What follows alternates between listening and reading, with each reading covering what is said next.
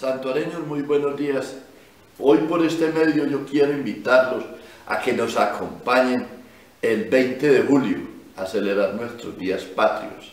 Son 20 de julio y 7 de agosto. Nosotros queremos aquí en este pueblo hacer sentir que somos colombianos, hacer sentir nuestro grito de independencia. Queremos que nos acompañen el próximo miércoles 20 de julio.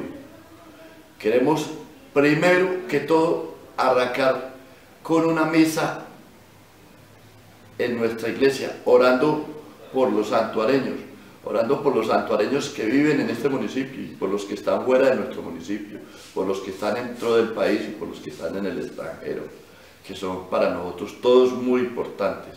Luego, seguidamente queremos hacer el desfile, que lo vamos a hacer por las calles de nuestro municipio, desde los tanques. Vamos a hacer desfile, vamos a hacer actos protocolarios, pero santuareños, es para nosotros muy importante que cada uno de ustedes tenga en cuenta que el 20 de julio debe izar la bandera de Colombia, que ese día no se nos quede ninguna casa sin tener la bandera izada, y es así como nos hacemos sentir nosotros. Seguidamente nosotros tenemos una gran programación para el día 20 de julio. A las 8 de la mañana, Santa Misa, la coordina el Consejo Municipal. A las 10 de la mañana, desfile de independencia. Inicia en el sector Los Tanques, barrio Kennedy. Coordina la Policía Nacional. 11 actos protocolarios, ofrenda floral, plaza principal. Coordina el despacho de la alcaldía.